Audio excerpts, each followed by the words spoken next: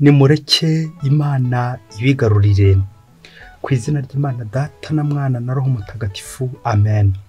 Amahoro bana b'Imana, nimuhumure, Imana iradukunda, ije kutugera neza ahangaha kuri buri munsi, kuko idukunda ryahebuje. Tubahaye ikaze ahangaha kuri buri munsi ubwo tugiye guhura n'Imana.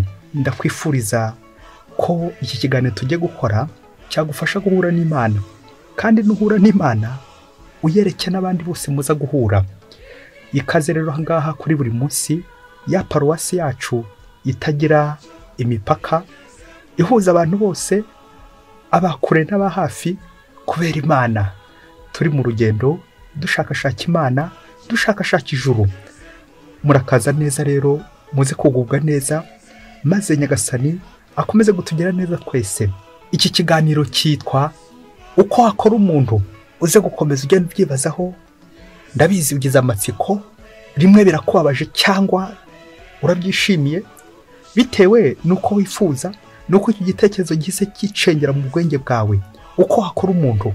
Iki kiganiro kigenewe abihaye Imana, cyane cyane dekire, kura by'inshinga y'ikilatini kurare, bikavuga ngo soigne. Abihaye Imana, abantu bose bita ku bandi, cyane cyane abaganga. Iki kiganiro kigenewe cyane cyane abashinze urugo, cya gicumbi cy'ubuzima, aho tuvukira tukarererwa tugahakurira, Nyagasani akaduhamagara aho ngaho. Urugo. Iki kiganiro by'umwihariko kigenewe n'urubyiruko yifuza gushinga urugo, bakiri kwishakashaka mu muhamagaro wabo. Iki kiganiro by'umwihariko kigenewe ingo no kubihanganisha ingo, abashakanye bakaba kugeza igihe batarabona urubyaro. Abo bose bashyize amiringiro yabo muri Nyagasani, amaso yacu twahanze Imana, twizeye ko rizatugirira impuhwe. Abo rero batarabona urubyaro, nimukomere, nimuhumure, Nyagasani arabakunda, arabazirikana, kandi azabasubiza kuko abakunda. Iki kiganiro rero uko wakora umuntu, nshoboye kugitegura ahangaha kuri buri munsi kugira ngo ngire ibyo nsubiza ku kibazo couple iherutse kunsangiza, abari barabuze urubyaro.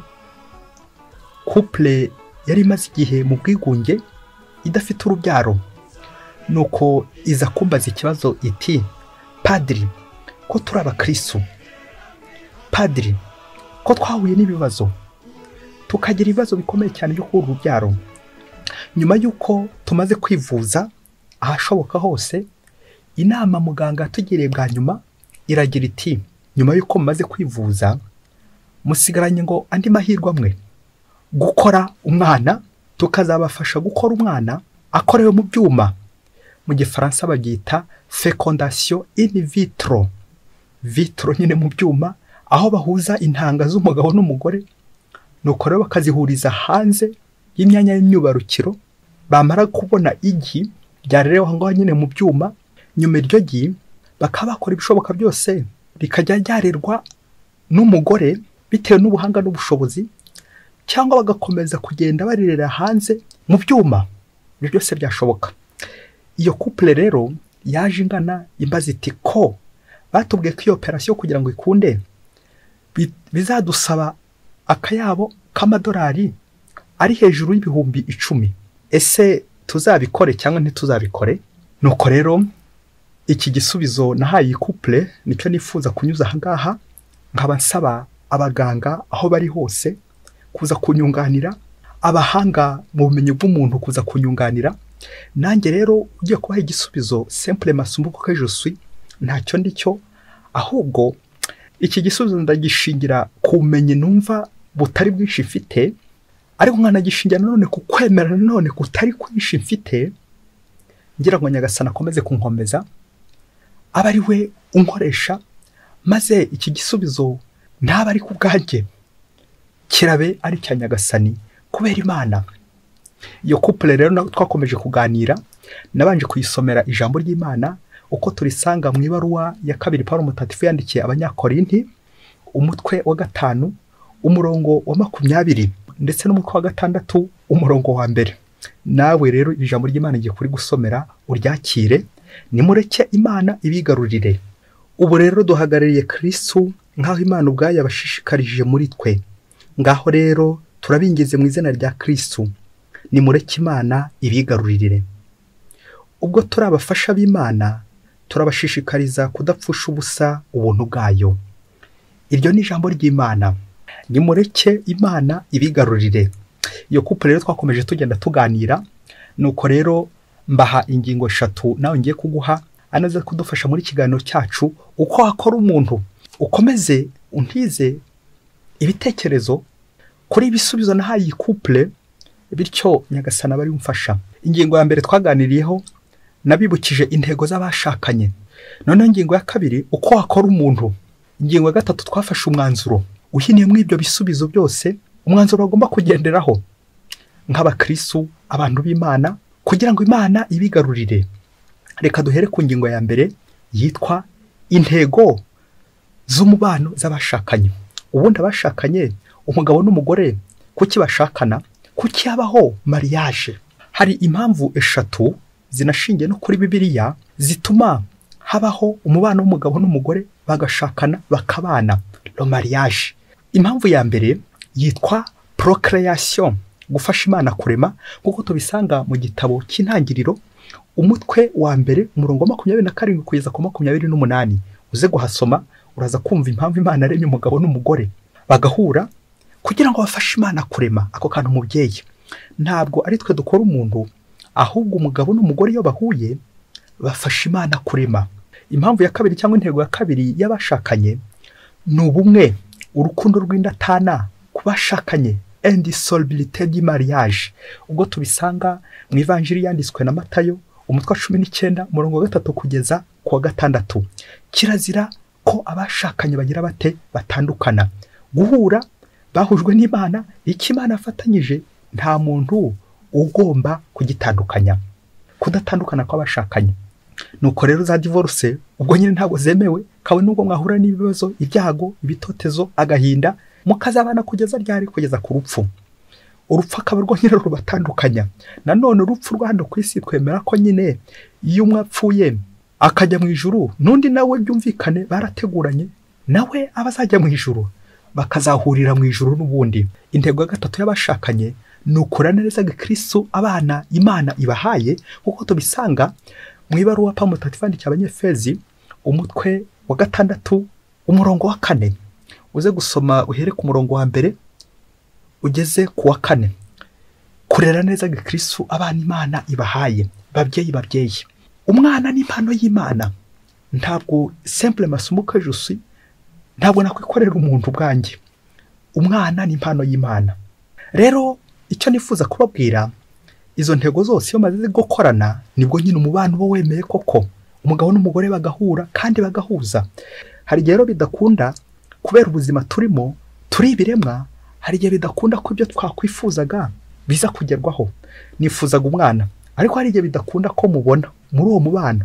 Swate mushaka ko mufite ikibazo cy'uburwayi bugomberwa nanone kubanza kuvurwa, intervention ya muganga, uruhare rwa muganga ndetse n'uruhare rwanyu kugira ngo muyivuze, soit intervention de Dieu, cyangwa uruhare rw'Imana akaba ari Imana iza gutegeka. Ubushake bw'Imana, hajemo ubushake bwawe, nibyo ni byiza cyane, ariko nanone hazazamo ubushake bw'Imana, kuko ku bwawe ntacyo wakwishoboza.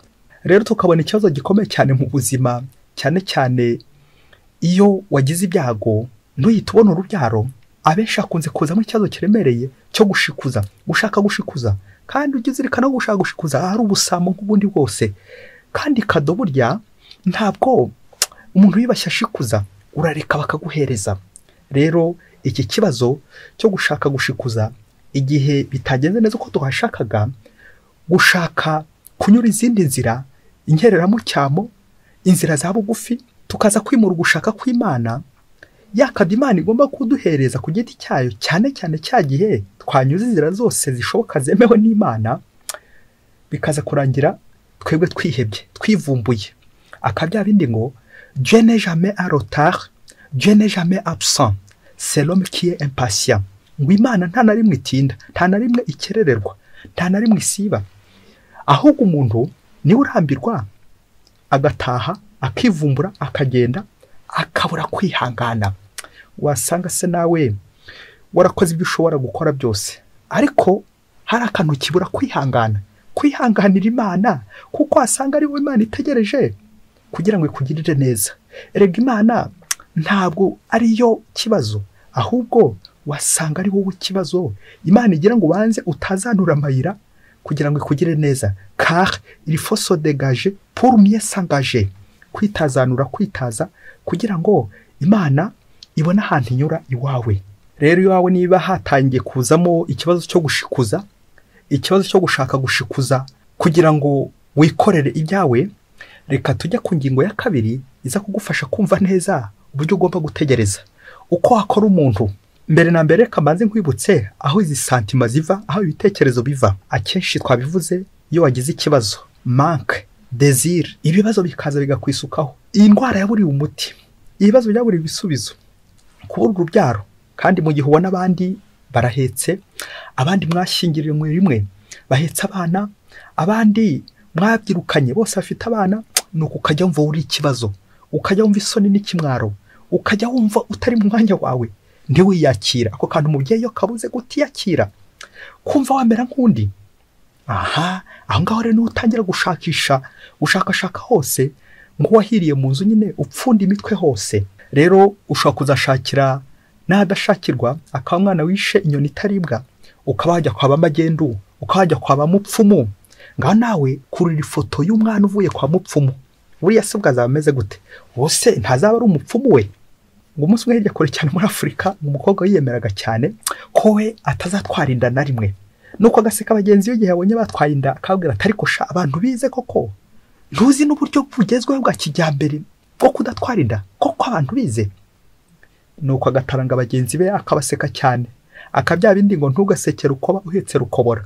Mu gihe cyaje kujya bya bindi yuko nta gahora gahanze, wa mukobwa nawe bwa buryo bwose yakoreshaga kugira ngo azitire isama nako akuremo inda, naringiye kuvuga buramupfubana, nuko aza gusama. Ubwo byumvikane yakoresha uburyo bwose kugira ngo aburizemo iyo nda, bikanga, biza kugera nyine munaniye.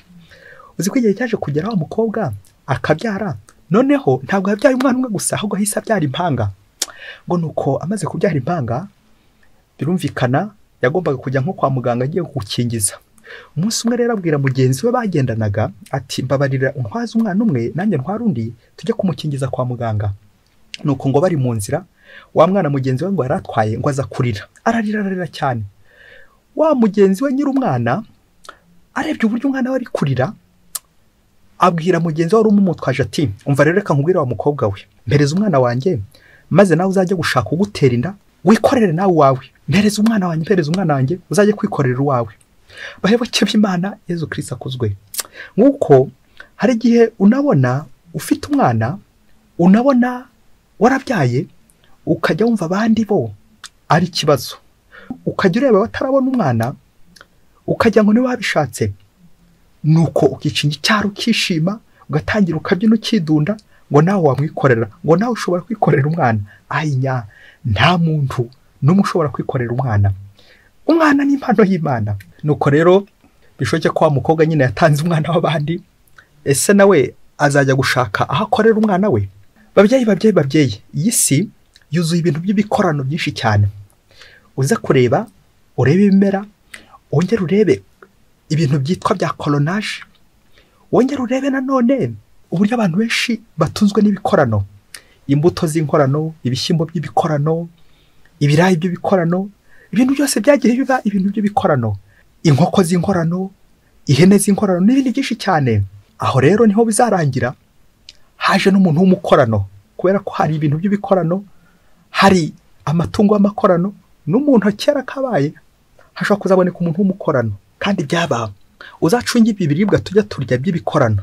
Ese niye mpamvu ituma habaho ibikorano? Nta kindi, no gutubura. Ni ikibazo cy'inzara, kwa kundi dushaka kurya byinshi ndetse tugashaka kuramira imibiri yacu vuba na bwangu, gushaka gukemura ikibazo cy'inzara ku ngufu. Nuko rero bya bintu tukabikora twihuse kugira ngo tutaza gupfa. Ariko ucunge mubyeyi aka kantu, iyo wabikoze n'ubundi wihuta n'ubundi biraje bikemura ikibazo cyihuse cy'inzara, ariko bize gusiga biteje ibindi bibazo igihumbi, ibibazo by'uburwayi, za kanseri n'ibindi byinshi cyane. Erega nubwo tubirya ariko ntitubewe ko ari ikibazo kiremereye kizatuvukira imbere. Turabizi twese, umva ntawe utabirya, turabirya twese, ariko turabizi ni cya kibazo nyine cyo ku isi, ikibazo cy'inzara wa mubyeyi we. Nguko ushobora gushaka gukemura ikibazo kimwe ukabuteje ibindi igihumbi. Hacura iki noneho niba ukemura ikibazo cy'inzara ku biryo, ku biribwa, ku matungo? Hacura iki noneho ku muntu washatse nanone guhita umushikuza ukemura umukora? Hacura iki ku muntu w'umukorano wa mubyeyi we? Birumvikana azaza yihuta atanye igisubizo kimwe kuri uwo wari warabuze urubyaro, ariko se nyuma yaho cyangwa hazavuka ikibazo igihumbi. Gukemura ikibazo kimwe ariko ugateza ibindi igihumbi.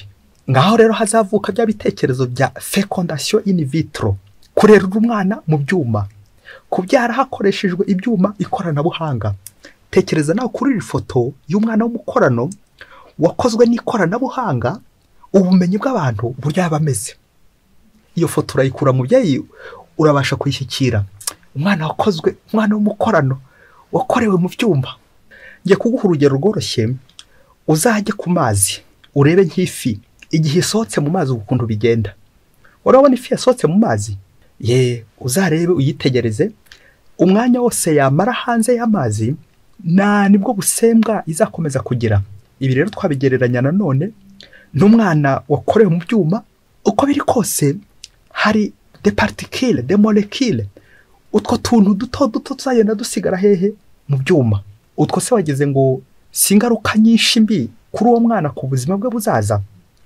Wongera utekereze uburyo ibyo twavuze haruguru, umugabo n'umugore iyo bahuye bagafasha Imana kurema wa mubonano wabo, intangangabo igahura n'intangangore.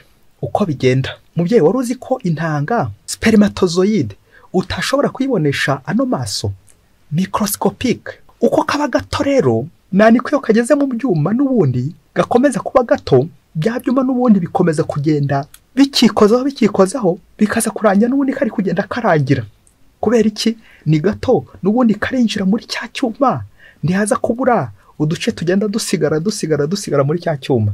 Nibwo uzasanga nyine umuntu w'umukorano akenshi hari ibyo azaba abura nyine atuzuye, kuko ari umukorano nyine hari utuntu twagiye dusigara, uduce tw'umubiri twagiye dusigara aho ngaho nyine yakorewe, aho yatekewe muri epruvete, muri iyo ngunguru, muri icyo cyuma yakorewemo. Rero reka nkugezeho muri uku gukora umuntu, niba nawe ukataje muri iryo koranabuhanga, banze kugezeho ingaruka nyinshi mbi zijyanye no gukora umuntu warerewe mu byuma, umuntu wakorewe mu byuma. Ingaruka ya mbere ni ubukene mu muryango.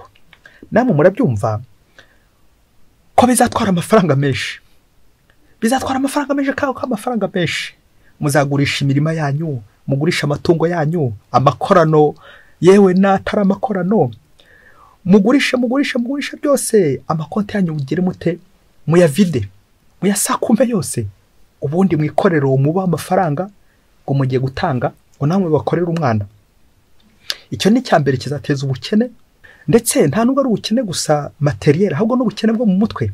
Ese ubu muzongera gufasha abakene, abatishoboye, abababaye? Muzabikura hese ko wumva nyine mu bitanze byose? Kuko nyine ibyo bintu iyo operation irahenda. Icya kabiri gikomeye cyane kandi kibi nuko ibyo bintu ari ukwica. Iyo fecondation ahibera bagakora nyinshi, multiplication, ariko hakaza kuzamo ikintu cyo gutoranya, ijya gukanyakanya. Izindi bazishe bazirimbaguye, amagi menshi bayishe bayarimbaguye, massacre vraiment. Warangiza ngo ntiwica, ntusambana, ntiwiba, ngo uri intungane, uri umukristo w'indani. Ubuzima butangira ryari wa mubyeyi we? Ubuzima butangira ugisamwa de la fecondation. Intangangabo yimaze guhura n'intangangore, byagiye iyo rimaze kuboneka, ubuzima bwatangiye. Ngaho tekereza amagi igihumbi ukagenda wica ukaza gusigarana igi rimwe. Fecondation in vitro. Mubyeyi kumva iyo ngaruka mbi, guhitamo umuntu. Ese tutangiye kwishyira mu mwanya w'Imana ugahitamo upfa, ugahitamo nukira? Muganga, indi ngaruka nakubwira yihuse, c'est la déviation, c'est contre Dieu.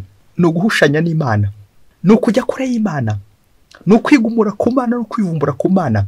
Hari ibyaha bita péché de déviation, kwikinisha, masturbation, ubutinganyi, homosexualité, bestialité, kubona n'inyamaswa n'ibindi byinshi cyane.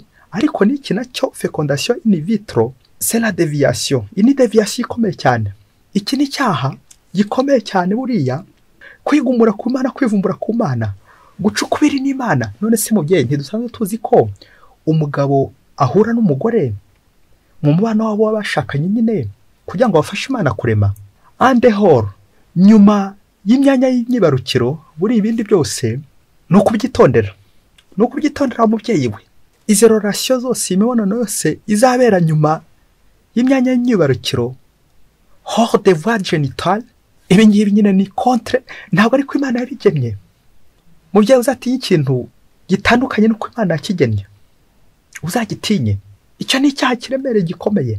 None se mubyeyi, urinde wo kujya kure y'Imana, urinde wo kwikorera ibyawe wivumbuye ku Mana, udaciye inzira z'Imana, ugacukubira n'Imana, kurerera mu byuma, gukorera umwana mu byuma.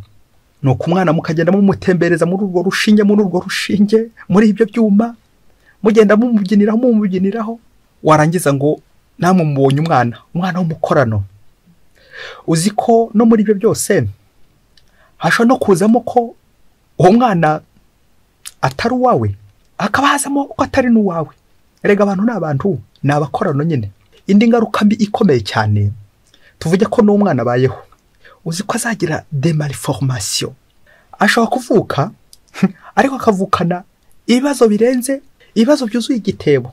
Ashobora kuvuka akavukana ingingo zituzuye, ububabare bwinshi, uburwayi bwinshi. Ashobora no kuvuka ntavuke ari umuntu nyine, akavuka utamenya uko umubara, utamenya aho umushyiraho umwerekeza. None se mubyeyi, kankwibarize, uwo mwana nibyo koko wagiye kumushaka, aho ngaho uzashobora kwakira n'ingaruka mbi zose zizakuzaho. Ubwo se icyizere mu rugo kiracyaherereye hehe? Wabwirwa n'iki niba ari uwanyu kwanza? Ngewe za santima zishobora kutuzamukamo wowe nanjye, ati Imana ndumva nta kindusha, nanjye namwikorera. Igihe cyose uzashaka gusimbuza uburyo Imana yagennye, ugashaka ubusimbuzi bwawe nawe ugiye kwigenera, uzamenye kuri kwigegena. Kandi buryo uri kugenda wigegena birangira nyine uri gushonga urangiye. Mubyeyi, wibuke ko bikorano biza byihuta birangiza ikibazo kimwe cyari gihari, ariko bigateza ibindi gihumbi. Ingaruka mbi, kwiheba kuri wa mubyeyi, kwiheba kuri rwa rugo, n'ibindi byinshi cyane. Ese wageze ngo gusenga biba bikemeye muri uru rugo? Kubera ko magendu yasimbuye Imana, umupfumu yasimbuye Imana, umuhanga uri gukoresha ikoranabuhanga niyo mwashyizemo amizero yanyu, niyo muri gusenga, niyo muri gusingiza, niyo mupfukamiye ati uyu mwana mudukorere vuba. Mubyeyi, wigeze ubona aho umuntu akora umuntu? Ni ikoranabuhanga nyine, ntabwo mbihakanye, ikoranabuhanga rekataje, ariko ushyira umuntu hejuru ukamusimbuza Imana. Reka nibarize umubyeyi umwe, ese mubyeyi, uyu mwana koko aramutse anavutse, uribwira ko uzamutuma kuvoma amazi? Uzamutuma he? Kumva ari umwana wakozwe mu byuma, birumvikana nyine azaba akomeye nyine. Uzamutuma iki? Uzamutuma kwiga, ajya kwiga, amenye ubwenge nk'abandi bana bose. Sishatse guhita mbihakana, ariko rero hari itegeko ry'ikinyabiziga utagombye kwirengagiza. Ikinyabiziga de preference bavuga ko umuntu wagikoze niyo cyapfuye wakagombye kuba rugishyira kugira ngo ukomeze kugikora gikorogoshe, kuko arabizi. Naho rero nifuza gukubaza, uwo mwana uzajya umuhoza kwa muganga? Birumvikana niba ari muganga wamukoze, n'ubundi uzajya umuhoza kwa muganga nyine, kubera ko ari muganga wamukoze. N'ubundi niba ari Imana yamuguhaye ikamukora, n'ubundi uzamuhoza ku Mana. Umuntu w'umukorano, umwana w'umukorano, uzabasha kumwakira. Ingingo ya 3, igisubizo, ano umwanzuro. Nyuma yo kumva intego z'abashakanye, impamvu abantu, umugabo n'umugore bashakana, na nyuma yo kumva ko bashobora guhura n'ibibazo mu rugo rwabo ntibigende neza uko babishakaga, ndetse n'uburyo bashobora gukora deviation, bakaba bashaka kwihangira umuntu, umwana, kandi bitakunze mu buryo bwiza Imana yabateganyije. Twabonye ingaruka mbi zabyo, tubonye ko bigoye kuzabyakira, kuko birahenda. Uko bihenda niko bizaguhendesha, bikaza kurangira Imana itakiri mu rugo rwanyu. Reka rero turebe igisubizo, umwanzuro udufasha gukomera mu Mana no kwikomeraho, kuko Imana ni ifite ububasha, umuremye. Twebwe rero turi ibiremwa, nta na rimwe ikiremwa kizafata umwanya w'umuremyi. Ibintu bitatu ngiye kugusaba. Icya mbere, reconnaître tes limites, kumenya kucagase, kumenya aho ubwenge bwawe bugarukira, kutari igihangange, kutari rurangiza, kutari bamenya, ko hari ibyo utazi. Muganga ukuri ikiremwa ujye umenya ko hari aho ugarukira. Turacagase, turi abanyabyaha n'abanyantege nke, hari aho tutagera. Aho dutagera rero tujye tumenya ko Imana yo ibona ibigaragara n'ibitagaragara. Twebwe tubona ibigaragara gusa, mu gihe Imana byose ibibona, ibizi. kandi icya kabiri nabwira izi couple ni ugukora icyo ugomba gukora, ukivuza niba urwaye. Hari ibibyimba abagore bashobora kuba barwaye, hari ibibazo umugabo ashobora kugira bigatuma adashobora kubonana n'umugore uko bikwiye. Ibyo byose, ubwo burwayi bwose, mbere na mbere no kubukuramo, ukivuza ukagana muganga, maze koko agakuvura. Inshinga y'ikilatini yitwa sanare, muganga arayikoresha, ni ugusana. Hari ibyasi bisanzwe bihari, iyo byangiritse urabisana. Ibyo rero byari bisanzwe bihari, ni Imana bihanze. Twebwe ntabwo dushobora gukora, ahubwo muganga wowe nanjye turasana. N'umugore cyangwa umugabo barwaye bagomba kujya kwa muganga kugira ngo muganga basane. Uruhare rwa muganga mu mukiro, ni ngombwa kujya kwa muganga. Hanyuma nifuza gusoreza, iyo bitakunze ibyo byose, iyo muganga uruhare rwarangiye, kuko afite aho birangirira, haba hasigaye ngo tegereza. Muri tegereza ugushaka kw'Imana. Abantu benshi twaburiye Imana umwanya. Tekereza, ushobora kwishyiramo ibinini, inshinge n'ibindi byinshi cyane. Nuko rero hakabura bureshe, hakabura aho Imana iza gutambuka. Umwanya w'isengesho ukaba wabura. Ntiwongere gusenga, ntiwongere kujya gushengerera. Kubera iki? Warangije kwiheba, warangije kwivumbura, wagiye kure y'Imana. Kugaruka mu mwanya w'Imana nacyo gisubizo cya nyuma cya gatatu. Mubyeyi, igihe byose bizaba byarangiye, wakoze icyo ugomba gukora, muganga akoze icyo ugomba gukora, ukabona koko umva uruhare rwawe rushyizemo. Rekera Imana uruhare rwayo, rekera Imana itambuke. Wasanga ariyo Imana yari itegereje ngo ukuremo bya bibyimba, wasanga Imana yari gutegereje kugira ngo ufate ya miti muganga kwandikiye, kugira ngo noneho ibone uburyo itambutsa, tegure neza aho umwana agomba kuvukira. Icyo nagusaba no kurekera akanya Imana, akaba ari kugenera, kugenerwa n'Imana. Mu kugenerwa akanya n'Imana ni ukugana muganga nibyo, ariko nawe hari n'ingeso burya ushobora kureka kugira ngo utegure neza ahantu h'umwana. Ushobora kureka inzoga, ubusinzi. Hari n'udashobora kubyara kubera inzoga nyinshi, kwirirwa sinda, imbaraga z'umubiri zikaba nkeya, defense ikaba nkeya.